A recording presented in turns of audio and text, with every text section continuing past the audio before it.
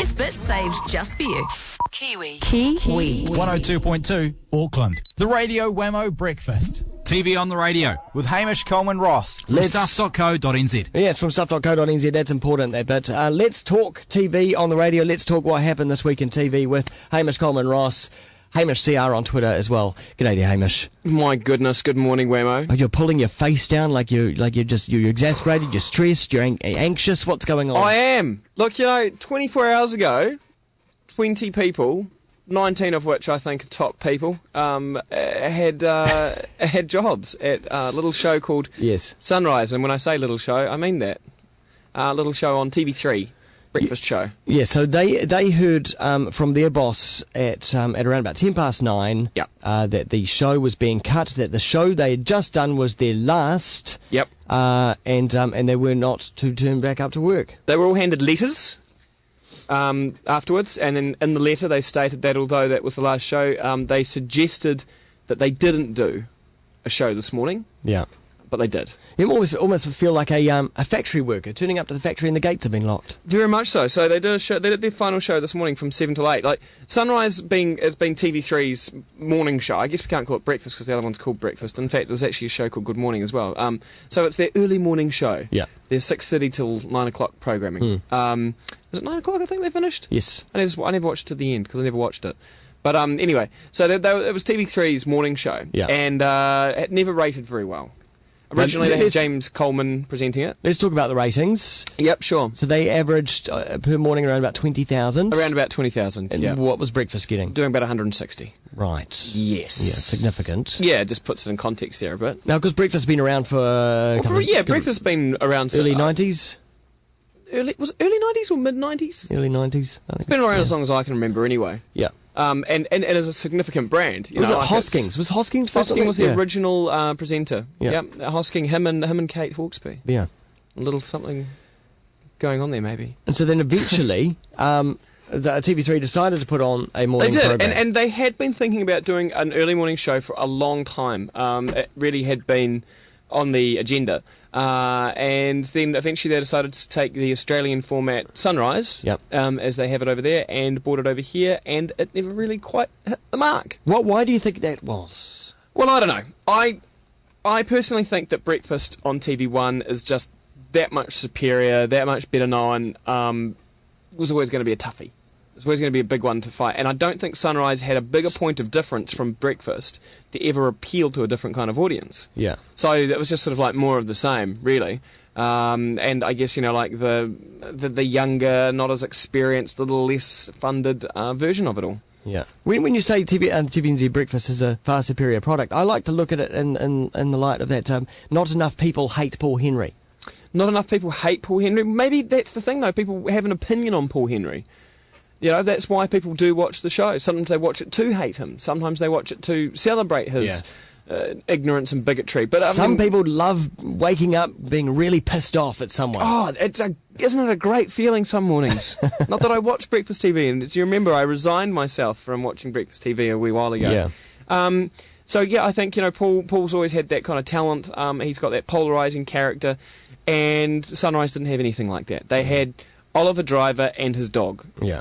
And I think the biggest thing that we saw this morning with the show was, yes, it was a goodbye, but it was a little self-flagellating. Yeah. And I don't think at the end of the day that for the majority of those 20,000 people that watched it, anyone's life is going to drastically change. I got to say, because I've got a tally here in the studio, and I thought I'd put it on, have one eye on it, just see what sort of goes down on for a last show on TV like this. And I got to agree with you. It was a little bit self-important, and I know for everyone involved, it's it's your passion, and sure. And if this show was dumped tomorrow, I'd feel pretty hard done by as well. But I don't know. It's as soon as the little bit of bitterness comes out on air, it's not good. It's never good to listen to. As a listener, you feel uncomfortable listening or watching that. It's not pretty. I think you've got to keep a certain amount of professionalism right to the end. Well, I think it's also too. It was a bizarre way to get rid of them. Just getting people in after the show and telling them, yeah, by the way, that's it. Yeah. I still don't quite understand that. The timing is a little questionable as well. there's been a couple of rumours flying around that Carly Flynn's pregnant, and maybe. No, it's not a rumour. That's fact. No, I know that, but the fact that she was pregnant and was going to have to take maternity leave had a figure in the timing of it as Good well. Good opportunity to, It's interesting. I think horrible from an employment view that these people were so dispensable so quickly. That they could just like that. Well, some of them, if you're talented, you're going to find another position somewhere else. But I mean, let's be honest. It's not like there's a heap of other just breakfast shows floating around or other news shows floating around. Yeah. Means there's more competition there. Sure. So there's 20 people there without jobs as of today. Oh, actually, no, I think 2 of them still keep on. They're going to be doing the midday news, so 18. Yeah. I'm sure Oliver will just go back to the Auckland Theatre Company or something. Yeah. What is interesting is that this, even though the sponsor was told, ASB, from ASB Business, was told ahead of everyone, none of this information didn't leak out. Mr. Drennan at the Herald didn't get it. You didn't get it. No one knew about this. No, it was kept very, very tight. And I guess it would have to be too. I mean, you've got to remember a lot of the Sunrise team are news people. Like they have contacts and they're totally in the flow of things that are going on. They're the people that make things published and talked about. And nothing. Not a single thing got out. The Sanitarium as well. The bosses would have to be patting themselves on the back for that nothing leaked out. Well, and the bosses are the interesting thing, because this is Ian Audsley, the X-Man. Yeah. And this is truly indicative of all the fears that I think people were worried about when Ian came into TV3. Yeah. Since then there have been complaints from staff that Ian is quite rude and brash. He's even been described as Australian. Do you think actually this was his legacy? This was, he had to do something. He had to put because he put Campbell live on the ropes. And I think everyone was quite worried about losing Campbell live because Close Up isn't. I would say if you're going to put something like Close Up and Campbell live together side by side, I wouldn't say Close Up is the superior program. I'd say I think Campbell Live is a really eclectic, brilliant piece of TV, but it has times where it loses it a bit. And I think that Ian coming in and saying, mate, you've got to shape up or I'm going to ship you out, was exactly the best thing for the show. And I think everyone should be quite happy that we've still got Campbell Live around. Because I really do think that the competition that it offers with Close Up actually makes it better TV. But are we going to miss Sunrise? Well, no, I don't think we are. I mean, I understand that it has its fans, and I appreciate that. One thing they did do very well was get into the social media sphere. They did. They had a social media employee. Yeah. And it was her job to look after the Facebooks and the Twitter. But they said on the show that their Twitter pages were shut down 2 weeks ago. Or their Facebook page or something. I don't think it was shut down. I think Facebook. What they were saying is that, it's always a problem with the large corporate access to certain sites and stuff. Yeah, sure. And if they see too much information going in one place, then they'll close it off for a while. It's a little bit pathetic, but, Have you had your Facebook shut down? No. Well, there you go.